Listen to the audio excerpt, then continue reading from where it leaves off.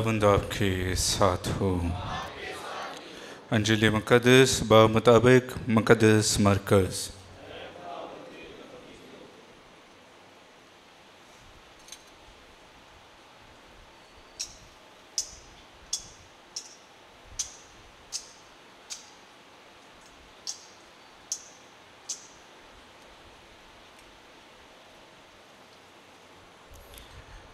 उसके 10वें बाब में से। एक दिन यसू बाहर जाने को था। एक शख्स उसके पास दौड़ा आया और उसके आगे घुटने टेक कर उससे पूछा, अनेक उस्ताद, मैं क्या करूं ताकि हमेशा की ज़िंदगी हासिल करूं? यसू ने उससे कहा, तू मुझे नेक क्यों कहता है? कोई नेक नहीं मगर एक, यानी खुदा। तो अहकामात से तो वाकिफ है, ज़ना मत कर, खून मत कर, चोरी मत कर, झूठी गवाही ना दे, फरेब ना दे, और अपने बाप और अपनी माँ की इज़्ज़त कर। उसने उससे कहा, ए उस्ताद, इन सब पर मैंने अपने लड़कपन ही से अमल करता आया हूँ। तब यसू ने उस पर निगाह करके उसे अजीज़ जाना और उससे कहा, एक बात की तुझ में कमी है, जा और अपना सब कुछ बेच डाल और गरीबों को अता कर, तो तुझे आसमान पर ख़जाना मिलेगा, और आकर मेरे पीछे हो लिए। इस बात पर उसके चेहरे पर उदासी छा गई और वो गमगीन होकर चला गया, क्योंकि उसकी बहुत दौलत थी। यसू ने नज़र दौड़ाकर अपने शागिर्दों से कहा, खुदा की बादशाही में दौलतमंदों का दाखिल होना किस कदर दुश्वार है। शागिर्द उसकी इस बात से हैरान हुए। तब यसू ने फिर मुखातब होकर उनसे कहा, बच्चों, खुदा की बादशाही में दाखिल होना किस कदर दुश्वार है। सुई के नाके से ऊँट का गुजर जाना खुदा की बादशाही में दौलतमंद के दाखिल होने से आसान तर है। और वो हैरान होकर आपस में कहने लगे कि फिर कौन निजात पा सकता है। यसू ने उन पर निगाह करके कहा कि आदमियों के नज़दीक नामुमकिन है, लेकिन खुदा के नज़दीक नहीं। खुदा के नज़दीक सब कुछ मुमकिन है। अंजील मुक़द्दस के वसीला से हम सब के गुनाह माफ़ किए जाएं। मसीह खुदावंद में अज़ीज़ मोमिनीन, खुदा के शुक्रगुज़ार होते हैं आज की सुबह के लिए, आज के दिन के लिए, और साल के दौरान 28वें आम लतूरियाई इतवार के लिए, जहां हम खुदा के घर में मौजूद हैं। मैं तमाम मोमिनीन को खुश आमदीद कहता हूं।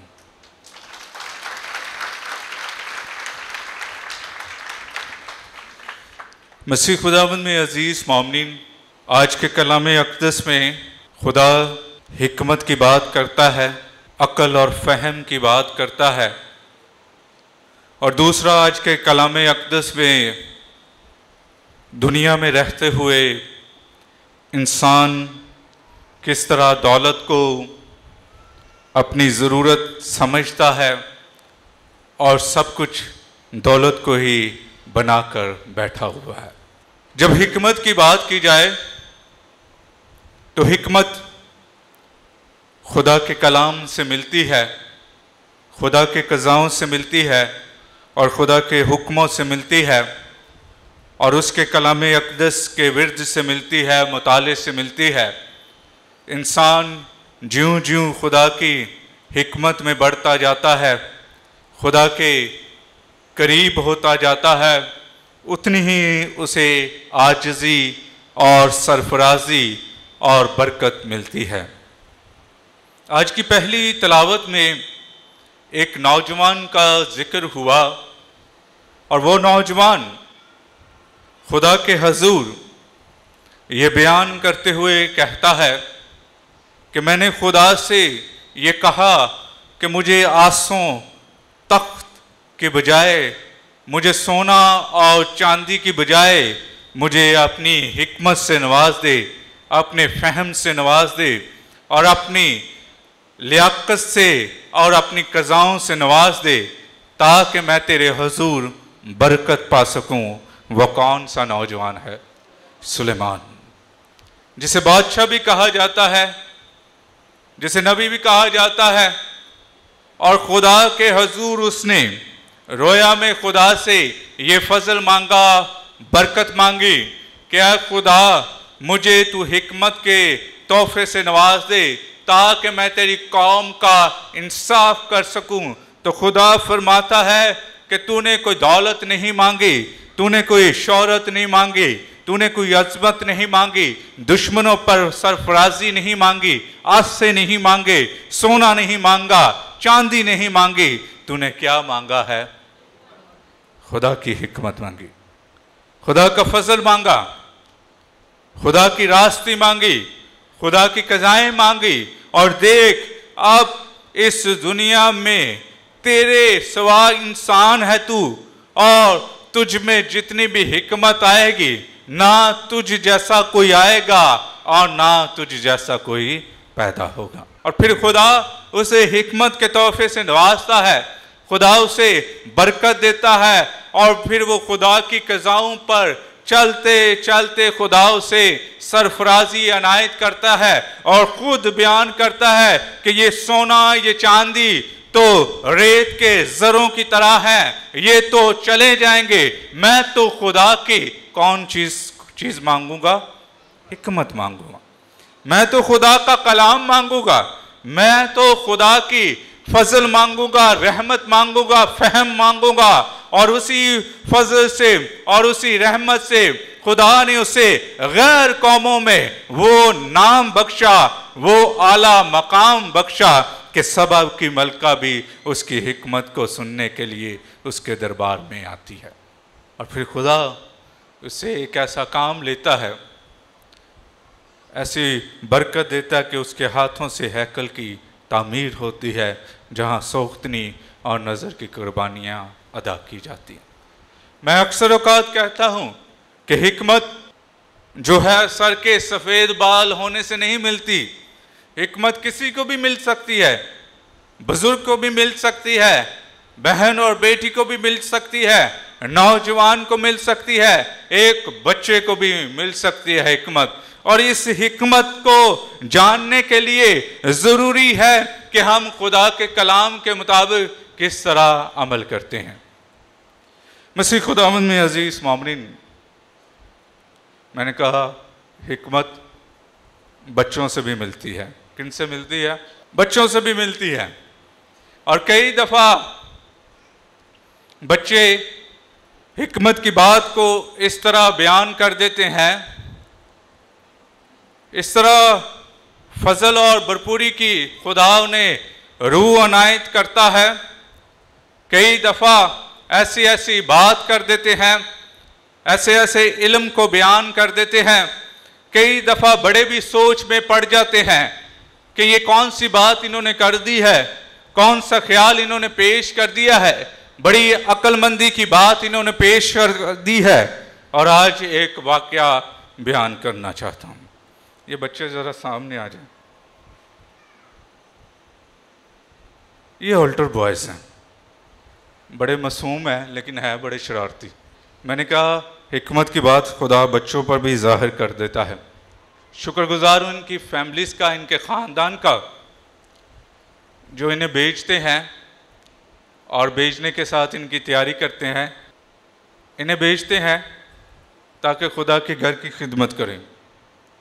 हम मीटिंग कर रहे थे, पहली मास में भी मैंने बताया और दूसरी में भी बताना चाहता हूँ। ताजपोशी की मीटिंग कर रहे थे। इनमें से एक भागता भागता आया, फादर जी क्या हम भी मीटिंग में शामिल हो सकते हैं? हारून मेरे पास आया। मैंने कहा आ जाना, लेकिन शोर नहीं करना। तो सारे बड़े बैठे हुए थे, क्वायर भी हमारी बैठी हुई थी, सिक्योरिटी के अफराद भी बैठे हुए थे, लश्कर मरियम और मुनासबान और चर्च की तंजीमों के लोग भी बैठे हुए थे। वहाँ सारे ये कह रहे थे बड़े कि हम खुदा के हुजूर जो ताजपोशी होगी अपनी खिदमत पेश करेंगे, अपना माली तावन पेश करेंगे। और इनमें से एक का हाथ उठ रहा था और बड़े बात कर रहे थे, तो हम बड़ों की तरफ तवज्जो दे रहे थे। बार बार इनका हाथ उठ रहा था और फिर बाबूजी इनसे पूछते हैं कि ये फादर जी ये भी कुछ कहना चाहते हैं। तो मैंने कहा हाँ बोलें। तो मैंने कहा कुछ शरारत वाली बात ही करेंगे या कोई ऐसी बात करेंगे। तो इनमें से कहते हैं कि फादर जी हम भी मुकस्सा मरियम की ताजपोशी के लिए अपना हदिया देंगे।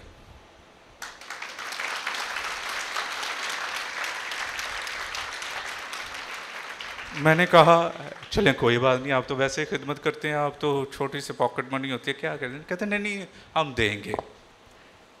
क्यों? मैं कहना चाहता हूँ खुदा दिल में फजल डालता है, खुदा दिल में मोहब्बत डालता है, बैठ जाएं, खुदा अक्ल डालता है, खुदा हिकमत डालता है। और जब खुदा हिकमत डालता है तो खुदा बच्चों से भी वो काम ले लेता है जो ईमान की भरपूरी के लिए, ईमान के नकात के लिए, ईमान के फजल के लिए और ईमान की भरपूरी के लिए बड़ा ही ख़ास होते हैं।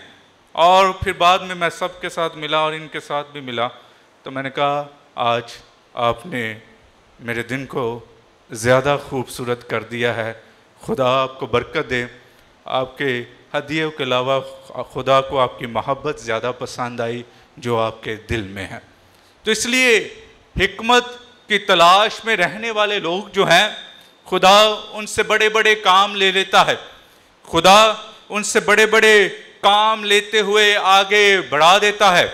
और आज खुदावंद यीशु मसीह के पास भी एक शख्स आया जो खुदा की क़ज़ाओं के मुताबिक चलता था, नौजवान था, और नौजवान होते हुए मुक़द्दस मरकस बयान करता है कि बड़ा जोश रखता था, बड़ी अपने इबादत में, अपने कवानीन में बड़ा पक्का था, रासबाज था, अजीज जाना जाता था। और मुक़द्दस लूका और मुक़द्दस मत्ती फरमाते हैं कि वो एक सरदार था, एक अमीर शख्स था जो खुदा के पास आता है और खुदा के पास आकर ये कहता है कि ऐ खुदा मैं क्या करूं, ऐ नेक उस्ताद मैं क्या करूं कि हमेशा की ज़िंदगी हासिल करूं। यसु भी नौजवान है, ये भी नौजवान है, दोनों ही आते हैं, दोनों का सामना होता है। और खुदावंद यीशु मसीह कहते हैं कोई नेक नहीं है बल्कि खुदावंद हमारा खुदा ही नेक है, खुदा ही नेक है। और फिर खुदा उसे फरमाते हैं कि तू अहकामात से तो वाकिफ है, ये न कर, ज़िना न कर, खून न कर, चोरी मत कर, झूठी गवाही ना दे, फरेब ना दे, अपने माँ बाप की इज्जत कर। और वो खुदावंद यीशु मसीह को कहता है क्या खुदा, ऐ उस्ताद मैं लड़कपन ही से इन पर अमल करता आया हूँ, मैं जवानी से इन पर अमल करता आया हूँ, मैंने बचपन ही से, मैंने लड़कपन ही से इन पर अमल किया है। तो खुदावंद उसे अजीज जानता है, खुदा उसे अजीज जानता है। और जामिया की किताब में नौजवान के बारे में लिखा है, बस जामिया की किताब उसके 11वें बाब में से 10वीं आयत में कि बस अपने दिल से गम को दूर कर, अपने जिस्म से बदी को निकाल डाल, क्योंकि लड़कपन और जवानी दोनों ही बातिल हैं।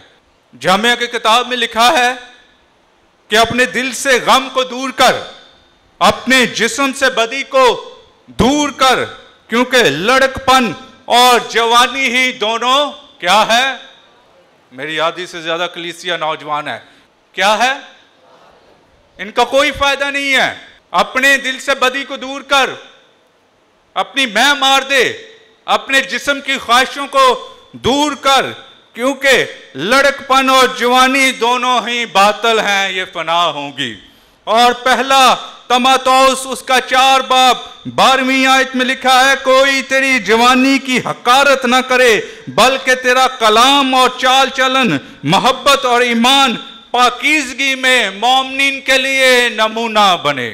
सुन लो मेरे नौजवानों कि कि तू ऐसा चाल चलन अपना, तू ऐसी बरकत का बाहिस बन कि तू दूसरों के लिए जो है वो नमूना बने। तो इसलिए ये नौजवान जो था, ये खुदा के हुजूर ये बात करता है और कहता है कि ऐ खुदा, मैं तो इन पर लड़कपन ही से अमल करता आया हूं। तो खुदावंद यीशु मसीह फरमाते हैं कि तुझ में एक बात की कमी है। पहले उसे क्या फरमाते हैं?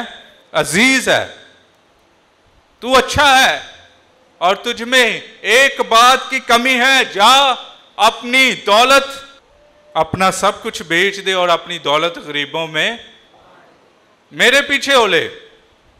पहले क्या कहा कि सब कुछ बेच दे, जो कुछ तेरी तू समझता है जिंदगी की सहूलतें हैं, जिंदगी की बरकतें हैं, जो तू समझता है, जो तू इस चीज को मानता है, जो तू इस चीज को जानता है, जो तू इस चीज को समझता है, सब कुछ बेच दे और मेरे पीछे हो ले। मसीह खुदावंद विच मेरे अजीजों, अज जरा नौजवानों नाल गल करनी है। एक तो नौजवान होए, दूजा जेब ते पैसे होन, तो फिर सब तो ज्यादा महल्ले ते आखिर उन्हें चुकी होंदी थी। एक तो नौजवान हो, चाहे इधर हो चाहे उधर हो, एक तो नौजवान हो, दूसरा वफर मुकदार में रुपया पैसा हो। तो अगली गल तो पता ही है, अगली बात को आप जानते ही हैं। ये जो थोड़ा थोड़ा मुस्कुरा रहे हैं इनको पता है। फिर क्या होता है? जिंदगी की बुराइयां जन्म लेती हैं, जिंदगी की जो बातें हैं वो जन्म लेती हैं। और ज्यादातर क्या होता है? गैर अखलाकी शौक पाले जाते हैं। एक पीन पलान दा भी एवं लड़ना भी शुरू कर देते हैं। गलियों बाजारों के मोड़ों में खड़े होकर अपनी जवानी के दिनों को बर्बाद करते हैं, बराए नाम मसीहत की तरफ ले जाते हैं। और ऐसी गैर अखलाकी इक़दार पाई जाती हैं जिन पे मसीहत का नाम जो है, जो इस बात की दावत देता है कि हमारा खुदा जो है हमें मोहब्बत से बचाता है, ऐसे ऐसे कामों में इन्वॉल्व हो जाते हैं, ऐसी ऐसी बातों में, ऐसे ऐसे गैर अखलाकी इक़दार में इन्वॉल्व हो जाते हैं, अपने खानदान का, अपनी बरादरी का नाम बर्बाद कर देते हैं। तो खुदा फरमाता है कि कोई तेरी जवानी की हकारत ना करे। कोई ऐसे ऐसे अमल में आ जाते हैं, ऐसी ऐसी बातें आ जाती हैं, ऐसे ऐसे ख्यालात आ जाते हैं, गैर अखलाकी हरकत आ जाती हैं। और इन गैर अखलाकी हरकत में सबसे ज्यादा नुकसान जो होता है खानदान को होता है, मसीही मजहब को होता है और कलीसिया को होता है। और इसलिए खुदा का पाक कलाम जामिया की किताब उसके 11वें बाब में 10वीं आयत से नौजवानों से मुहातब होकर कहता है कि बस अपने दिल से गम को दूर कर। कि चलो जी आज गम लगा है, समझ गए होगे, दूर कर, अपने जिस्म से बदी को दूर कर। लड़कपन और जवानी दोनों ही बातिल है। और फिर खुदा मसाल की किताब में कहता है जिसकी आंख नेक है वो बरकत पाएगा क्योंकि वो अपनी रोटी से कंगाल को देता है। नौजवान की बात की गई है। यस्सु भी एक नौजवान था।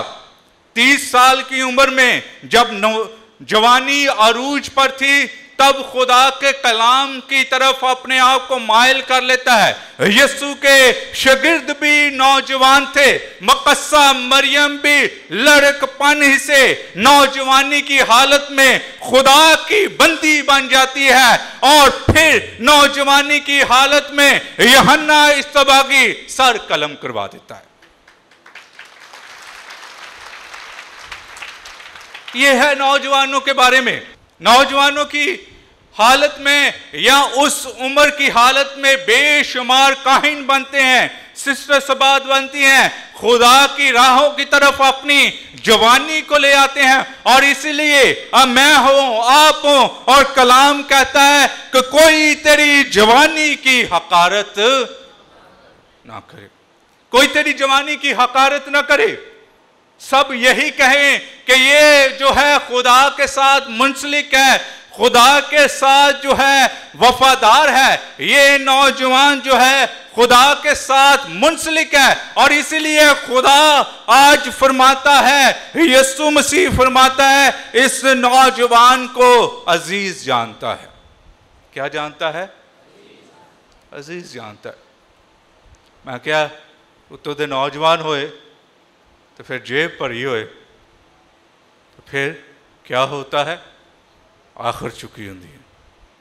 सच्ची बात है, ये जितने मुस्कुरा रहे हैं सच्ची बात है। फिर चलदे भी मोड़े मारने ने। खुदा कहता है उस नौजवान को अजीज जानता है। अब खुदा उसे क्या कहता है कि जा अपना सब कुछ बेच दे और मेरे पीछे हो ले, जा गरीबों को दे दे। तू नौजवान है, तू हुक्मों पर अमल करता रहा है, तूने चोरी नहीं की, झूठी गवाही नहीं दी, अपने माँ बाप की बड़ी खिदमत करता रहा। एक चीज की कमी है, जा अपना सब कुछ बेच दे और मेरे पीछे। और उस नौजवान वास्ते एक तो नौजवान होए, दूजा जेब तो पैसे कढ़ने होन बड़ा ही मुश्किल होना। फिर क्या होता है? खुदा फरमाता है कि दौलतमंद का आसमान की बादशाही में दाखिल होना मुमकिन ही नहीं है, दाखिल ही नहीं हो सकता, आ ही नहीं सकता, एक कदम भी नहीं आगे बढ़ सकता। ये ऐसे ही है। खुदा फरमाता है सुई के नाके से ऊंट गुजर जाएगा, वो तो गुजर जाएगा, लेकिन खुदा की बादशाही में दौलतमंद का दाखिल होना नामुमकिन है ही नहीं, पॉसिबल ही नहीं है, इम्पॉसिबल है। मसीह खुदावंद में अजीज मोमिनीन, दौलत एक नेमत है और जवानी की हालत में दौलत मिल जाए, अच्छे और जायज़ तरीके से काम काज मिल जाए, खुदा के हजूर बरकत मिल जाए, नौजवान की ज़िंदगी अच्छी हो, तलीम याफ्ता हो, रुपया कैसा कमाता हो, वफादार हो, खुदा के घर में आता हो, खुदा के अहकामात के मुताबिक चलता हो, खुदा के फजल से, खुदा की रहमत से उसे बरकत मिलती हो, तो मैं नौजवानों ने कोई कहना फिर घर बैठे हैं रिश्ते लब देना। फिर आपकी नेकियों को, आपकी सीरत को, आपके किरदार को लोग बयान करेंगे कि वाकई ये नौजवान रासबाज है, वाकई ये नौजवान जो है खुदा के हजूर जो है बरकत पाता है, गैर अखलाकी हरकत में ये मुलव्वस नहीं है, मशगूल नहीं है, और सिर्फ अपनी जवानी में खुदा की निगाह में बड़ा ही रासबाज है। मसीह खुदावंद में अजीज़ मोमिनीन, खुदा इस दौलत को बरकत कहता है।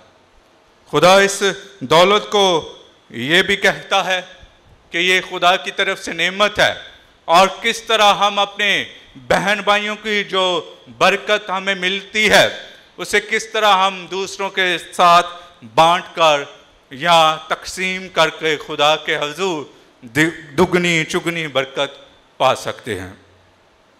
एक ज़माना हुंदा सी जदों घरां विच कोई अच्छी चीज़ बनाई जाती सी, उस अच्छी चीज़ में से थोड़ी मकदार निकाल कर हमसायों को भी दी जाती थी। क्यों? क्योंकि इसलिए कि आज इनके घर में कोई अच्छी चीज़ बनी है और उस घर में जो अच्छी चीज़ बनी है वो हम दूसरे बहन भाइयों में तकसीम कर सकें और खुदा की बरकत जो है पा सकें। आज के दौर में क्या होता है?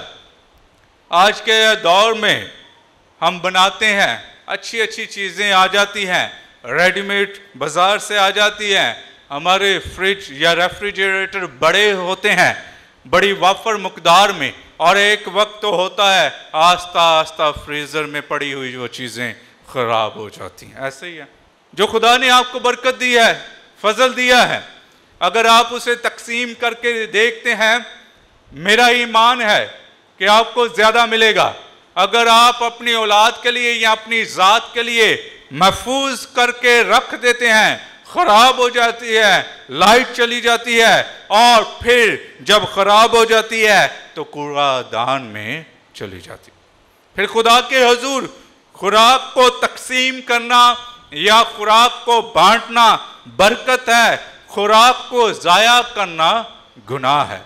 तो इसलिए मिसाल की किताब उसके 30वां बाब और उसकी 7वीं से 10वीं आयत में यूं लिखा है कि मैं तुझसे 2 बातें मांगता हूं ऐ खुदावंद, मेरे मरने से पहले उनको देने से मुझसे इनकार न कर। इसका मुसन्नफ बयान करता है, ऐ खुदा मैं तुझसे 2 बातें मांगता हूं। मिसाल उसका 30वां बाब 7वीं आयत, 30 बाब में 7वीं आयत में यूं लिखा है, मैं तुझसे 2 बातें मांगता हूं, मेरे मरने से पहले उनको देने से मुझे इनकार न कर, झूठ दगागोई मुझसे दूर कर। नौजवान खुदा से मुखातिब होकर कहता है, झूठ और दगागोई मुझसे दूर कर, मुझे मुखलिसी ना दे। कहता है कि मुझे गरीबी ना दे और ना दौलत दे, बल्कि मेरी कफालत की रोटी मुझे अता कर। ना मुझे गरीबी दे, ना मुझे अमीरी दे, मुझे बराबर का रख, मेरी कफालत की रोटी मुझे अनायत कर।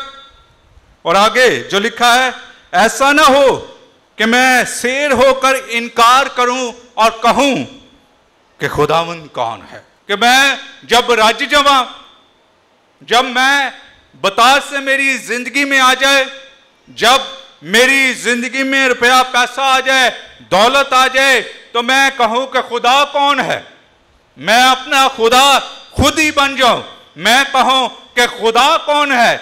मैं खुदा की क़ज़ाओं पर अमल न करूं और मैं कहूं कि मेरे पास दौलत है, वही मुझे बचा लेगी, वही मुझे जो है जिंदगी देगी, और मैं खुदा को साइड पर रख दूं और मैं कहूं जब दौलत मुझ पे ज्यादा आ जाए और मैं कहूं और गरूर और तकब्बुर से कहूं कि खुदावंद कौन है। और फिर लिखा है, या मख्ताज हो जाऊं, मुझे इतनी भी गरीबी ना दे कि मैं चोरी करूं और अपने खुदा के नाम का गुनाह करूं। इतना भी मुझे गरीब ना बना कि मैं चोरी करना शुरू कर दूं और तेरे नाम का गुनाह करूं। मसीह खुदावंद में अजीज़ मोमिनीन, दौलत एक नेमत है और ये नेमत इंसान को मिलती है उसके कामों से। लेकिन दौलत को ही अगर अपना खुदा बना लिया जाए तो खुदा उसी दिन आपकी जान ले लेता है। एक मशहूर सिंगर इस दुनिया का गुज़रा है, बड़ा नाम था और बड़ा अमीर था। उसके कॉन्सर्ट पर, उसके सिंगिंग कॉन्सर्ट पर लाखों की तादाद में लोग जो थे शामिल होते थे। उसकी एक झलक देखने के लिए दुनिया के बेशुमार लोग शामिल होते थे। पहला नाम मैं बोलता हूं, दूसरा आपने बता रहा, माइकल जैक्सन। क्या नाम था उसका? दुनिया का अमीर तरीन शख्स था। किसी भी कॉन्सर्ट के लिए जाता, म्यूजिक कॉन्सर्ट के लिए, उसके जहाज में डॉक्टर्स का पैनल्स होता था। दिल वाला डॉक्टर होता था, लंग्स वाला होता था, दिमाग वाला होता था, स्किन वाला होता था।